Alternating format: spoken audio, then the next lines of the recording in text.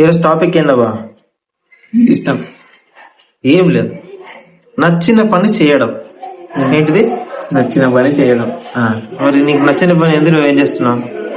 నాకు నచ్చిన ఒకటి నేను చేస్తున్నది. నీకు నచ్చింది ఏంటి చెప్పు. నాకు నచ్చింది అంటే మంచి ఒక ఎడిటర్ కావాలా, ఫోటోగ్రాఫర్ కావాలి. ఎడిటర్, ఫోటోగ్రాఫర్, అది నా డ్రీమ్. అవునా? ఒక యూట్యూబర్, ఇన్స్టాలో ఒక మంచి ఫ్యామిలీని మెయింటైన్ చేయాలి, అది మన dream, life dream. Photographer, professional photography అంటే హైదరాబాద్ మన నిజాం 9 ప్రస్తుతం ఇప్పుడు అతను కూడా ప్రొఫెషనల్ ఫోటోగ్రాఫర్ ఇంగ్లాండ్ లో అనుకుంటా. నిజాం ఫాలో చేసిన. ఇంతకు ముందు రూల్ చేసిన కింగ్స్ ఉంటారు కదా, అసఫ్ జహీ డైనాసిటీ వాళ్ళు. సో అట్లా అన్నమాట, వాళ్ళు కూడా ప్రొఫెషనల్ గా ఉన్నారు. సో ఇది నచ్చిన పని అంటే, ఇప్పుడు నచ్చిన పని అంటే ఏంటి అంటే, ఒక మనిషి ఒక నచ్చిన పని చేయడం, అదే ప్రొఫెషనల్ గా ఎంచుకోవడం, అదే దాని మీద ఆలోచన, దాని మీద తపన, దాని మీద పూర్తి అవగాహన పెంచుకుంటూ అలా ముందుకు వెళ్ళడం. బట్ ఈ రోజున్న తరాల్లో ప్రతి ఒక్కళ్ళు చిన్నప్పటి నుంచే ఏంది స్కూల్కి వెళ్ళేటప్పుడు నిక్కర్ వేస్తారు కదా, ఏది ఎల్కేజీ అప్పుడు, ఆ నిక్కర్ వేసేటప్పుడు కూడా మంచి ఉద్యోగం తెచ్చుకోవాలి నాయన, మంచి ఆఫీస్ లో చేయాలి, మంచి సాఫ్ట్వేర్ కావాలా, మంచి డాక్టర్ కావాలా, మంచి లాయర్ కావాలా అంటే వాళ్ళ మీద రుద్దుతారు. అంటే వాళ్ళ తప్పు కూడా లేదు, ఎందుకంటే వాళ్ళు అనుభవించిన కష్టాలు, వాళ్ళు అనుభవించిన దాన్ని బట్టి వాళ్ళు చెప్తారు. బట్ ఒక మనలాగా కాకూడదని. బట్ క్రియేటివ్ గా చూస్తే యూత్ ఎన్నో కెపాసిటీస్ ఉన్నాయి. అంటే ఒక్కొక్క ఫ్లవర్ ఒక్కొక్క స్మెల్ ఇస్తుంది అబ్బా. ఇప్పుడు నువ్వు రోజ్ ఫ్లవర్ ఉందనుకో, రోజ్ ఫ్లవర్ దగ్గరికి వెళ్ళి లిల్లీ స్మెల్ ఎందుకు రావట్లేదు, లిల్లీ స్మెల్ అంటే వస్తుందా? రాదు. రోజ్ ఫ్లవర్ వస్తుంది, లిల్లీ వస్తుంది అబ్బా. అంటే మళ్ళీ వస్తుంది మళ్ళీ జాస్మిన్ స్మెల్. జాస్మిన్ పట్టుకొని నువ్వు రోజ్ స్మెల్ రావట్లేదు అంటే ఎట్లా? సో అట్లనే ఎవరి టాలెంట్ వాళ్ళు నిరూపించుకోవాలి. ఒక మనిషి తన టాలెంట్ ని తెలుసుకోవాలంటే తనను తాను అన్వేషించుకోవాలి. అంటే ఏకాంతంగా కొద్దిసేపు కూర్చోవడం, అసలు నేను దేంట్లో నాకు దేంట్లో ప్రావీణ్యం ఉంది, నేనేం చేయగలను, ఐ మీన్ ఒకళ్ళ కోసం నేను బ్రతుకుతున్నానా, లేకపోతే ఒకళ్ళు చెప్పారు కాబట్టి మనం ఏదైనా చేస్తున్నామా అనేది మనం ఒకసారి గమనించుకొని, ఒక్కసారి ఐ మీన్ సెల్ఫ్ అసెస్మెంట్ అంటారు కదా, కూర్చొని ఎక్కడన్నా ఏకాంతంగా కూర్చొని. నార్మల్ గా నేను ఒకళ్ళు అడ్వైస్ ఇచ్చారు నాకు నా 10th క్లాస్ లో. సో స్పెండ్ కొంచెం ఒక 20 minutes నీకంటే నువ్వు స్పెండ్ చేయి, ఒక బుక్ పెట్టుకొని థాట్స్ అన్ని రాసుకో, అది ఇది అని చెప్పారు. బట్ నేను అప్పట్లోనే ట్రై చేసేటోని. సో నేను డాక్టర్ అవ్వాలనిపించింది, అయ్యా. బిజినెస్ మ్యాన్ అవ్వాలనిపించింది, బ్రాకెట్స్ లో కమింగ్ బ్రాకెట్స్ లో ఉన్నాయి, ఫిల్అప్ చేయాలా, చేస్తాం. సో అట్లా అనమాట. సో ఇప్పుడు అగ్రికల్చర్ ఉందబ్బా, ఇది ఒక పల్లెటూరు ఉంది. ఏం చేస్తున్నావు రంగయ్య అంటే, వ్యవసాయం చేస్తున్నా అంటే ధైర్యంగా ఇవ్వడు. అంటే మన యూత్ లో అంటే ఎస్పెషల్లీ మీ ఏజ్ లో, ఐ మీన్ నీ ఏజ్ ఎంత? మా ఏజ్ 19 years అబ్బాయి నేను వ్యవసాయం చేయాలి అనే థాట్ ఉన్నా దాన్ని కాంపెన్సేట్ చేసి దాన్ని కప్పేస్తున్నారు. ఎందుకంటే ఫర్ ఎగ్జాంపుల్ ఇజ్రాయెల్ ఉంది. ఇజ్రాయెల్ అగ్రికల్చర్ లో లేటెస్ట్ టెక్నాలజీస్ యూజ్ చేస్తుంది. అంటే వాళ్ళకి డ్రిప్ ఇరిగేషన్ అన్నమాట. ఐ మీన్ మన దగ్గర ఎన్నెన్నో జీవన నదులు ఉన్నాయి, కృష్ణ, గోదావరి, చాలా ఉన్నాయి.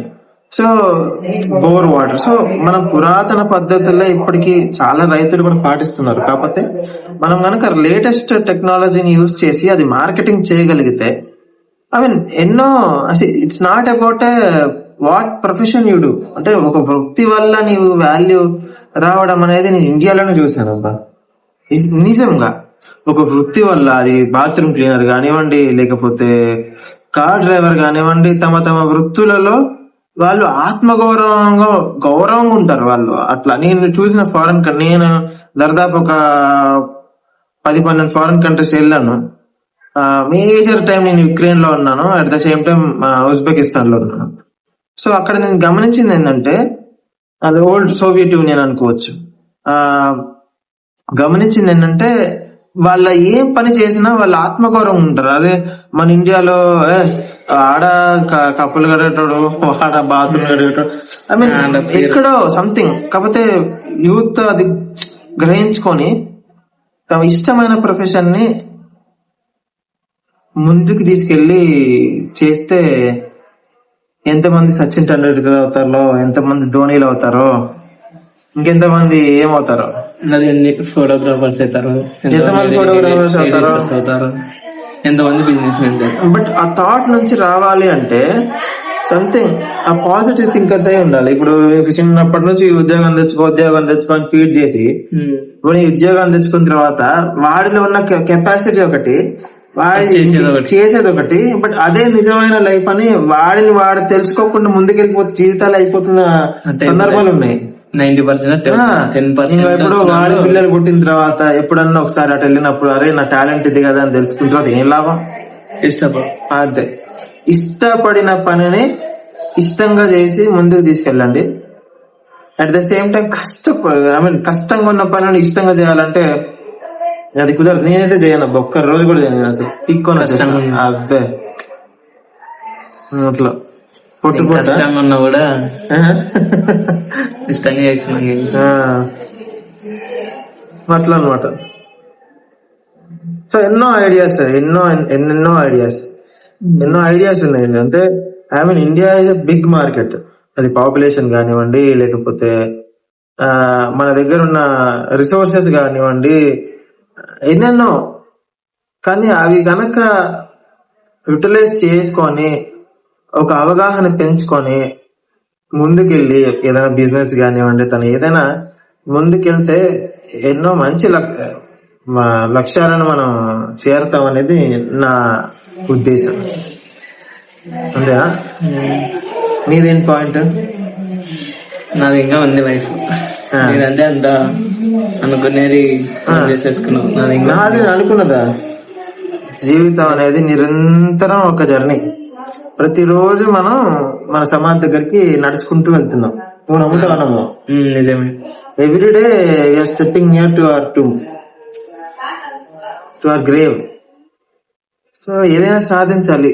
సాధించడం అంటే డబ్బుగానే కాదు, ఏదైనా వినూత్నమైన ప్రయత్నాలు చేసి, వినూత్నంగా ఆలోచించి, సుదీర్ఘంగా ఆలోచించి, ఏమైనా మంచిగా అందరిలాగా ఉంటే ఎవరి దగ్గర అందరిలాగా ఉండే అంటే డిఫరెంట్ పనైనా చేసే పనైనా కాదు, థాట్స్ కూడా. ఎట్లా ఫర్ ఎగ్జాంపుల్ నా థాట్ ఉందనుకో, ఫర్ ఎగ్జాంపుల్ నేను షాప్కి వెళ్తాను.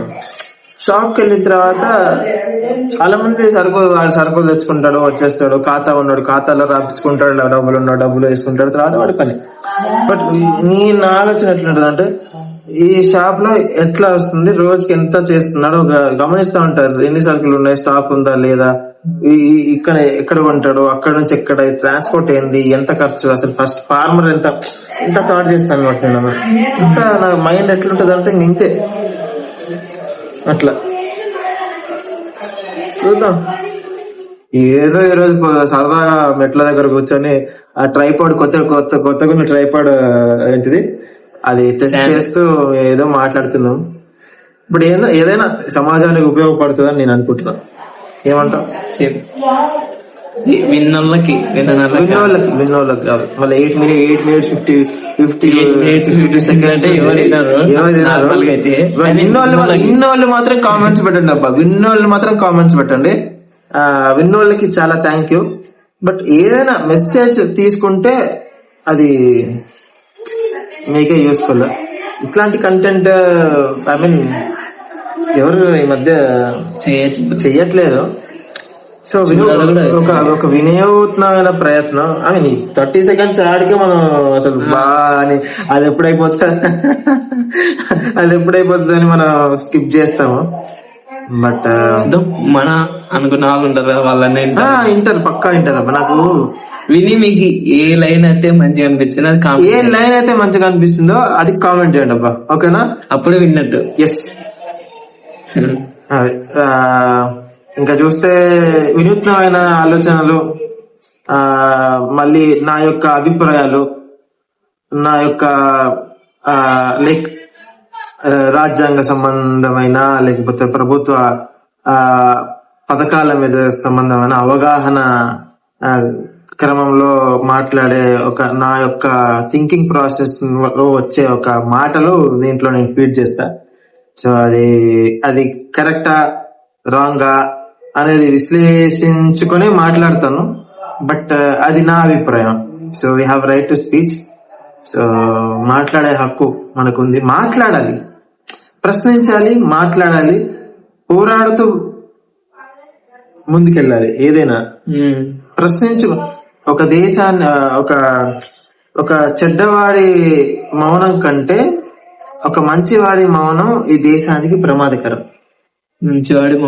మంచివాడి మౌనం ఈ దేశానికి ఎంతో ప్రమాదకరం. ఎందుకంటే ఎందుకులే అబ్బా మనకి అనుకుంటే దోపిడీ అంత ఎన్నో ప్రశ్నించాలి. ఎన్నో రైల్వే స్టేషన్ దగ్గర నుంచి ఆఫీసుల దగ్గర నుంచి, ఆఫీస్ లో చైర్ లేకపోయినా చైర్ తీసుకొని కూర్చుంటా నేను. అట్లుండాలి.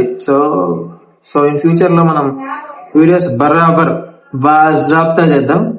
నా థాట్స్, నా ఛానల్, సారీ మన ఛానల్, మన థాట్స్, మన ఇష్టం. ఓకేనా? Have a nice day.